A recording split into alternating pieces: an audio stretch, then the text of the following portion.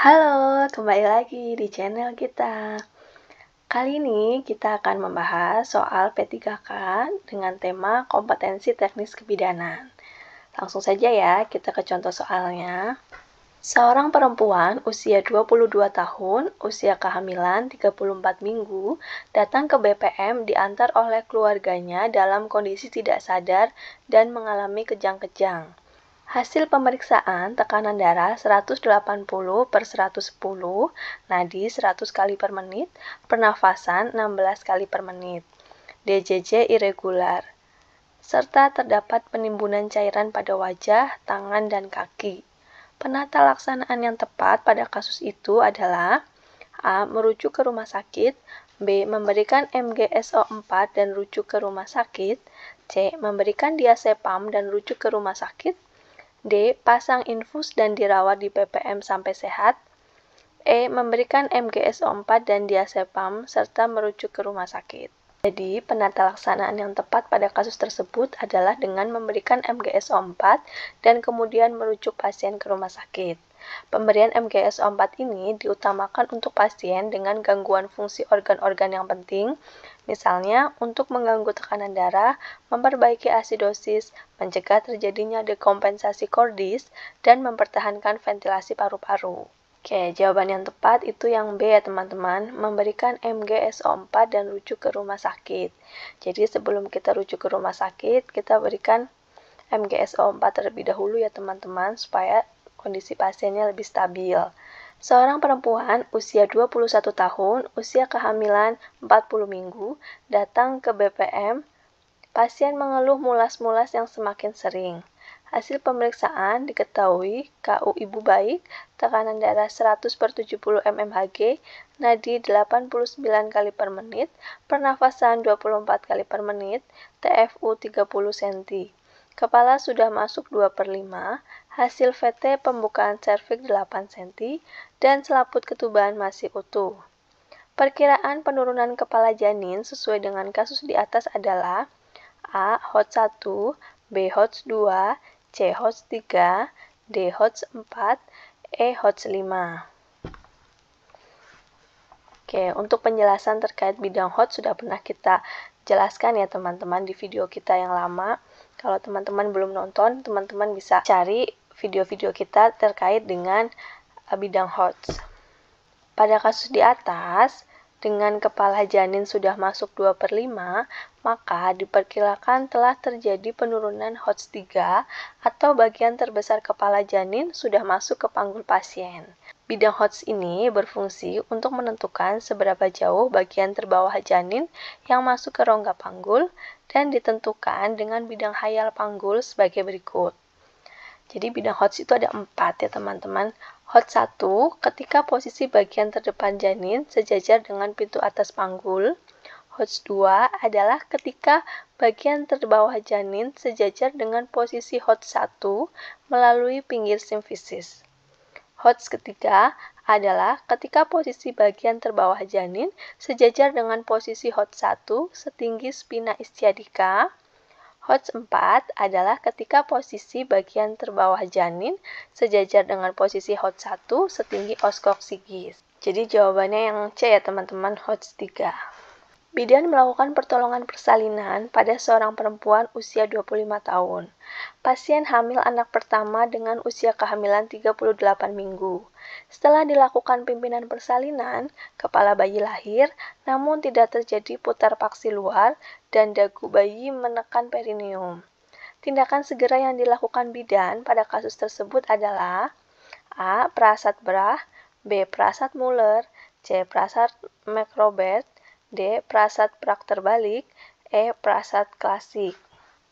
Tindakan yang harus segera dilakukan pada kasus di atas adalah Prasat Macrobert. Teknik ini diawali dengan memposisikan ibu untuk terlentang, kemudian memfleksikan kedua paha setinggi lutut menjadi sedekat mungkin ke dada. Setelah itu, pada ibu dilakukan episiotomi yang cukup lebar. Dengan melakukan hal tersebut akan memudahkan bahu posterior melewati promontorium dan masuk ke dalam panggul. Selanjutnya, kita beri tekanan pada suprasimfisis ke arah posterior menggunakan pangkal tangan sehingga bahu anterior masuk ke bagian bawah simfisis. Dalam waktu bersamaan, lakukan tarikan pada kepala janin ke arah posterior kaudal secara mantap. Oke, jawabannya itu yang C ya teman-teman, Prasad Macrobed. Seorang pasien perempuan usia 49 tahun datang ke BPM dengan keluhan sering pusing, merasa panas, nyeri pada persendian, sering berkeringat, keluar keringat pada malam hari selama 20 hari terakhir, mengalami dispareunia saat bersenggama, dan sudah tidak haid selama 2 bulan.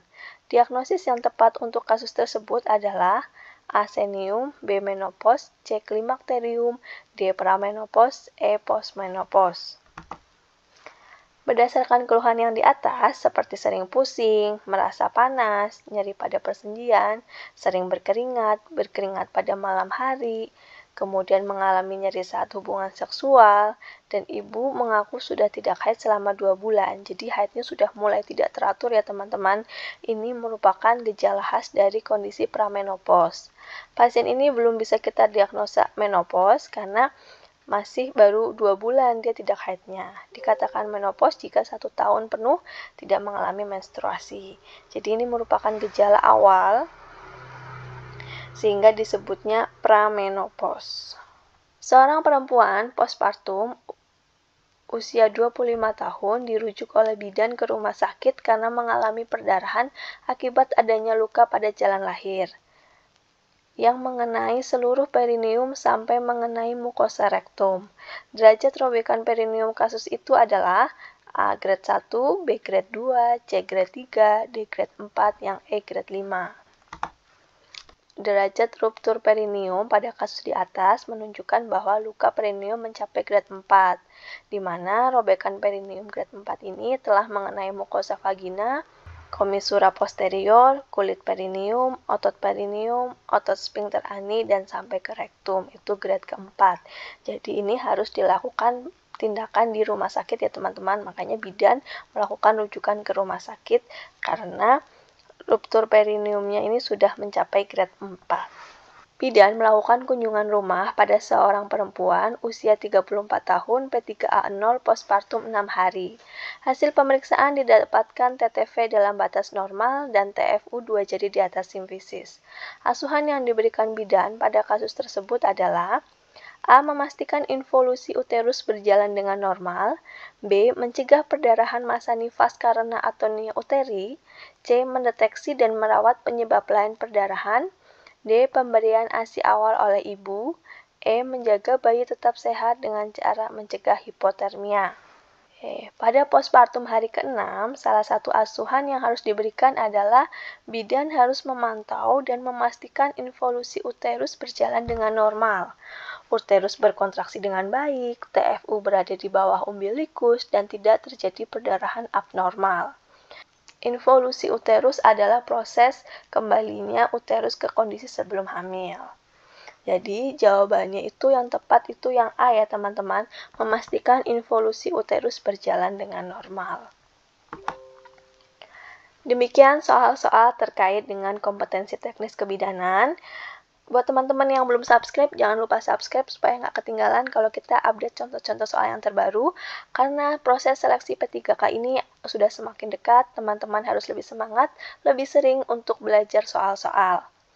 Tetap semangat, semoga teman-teman lolos P3K tahun ini.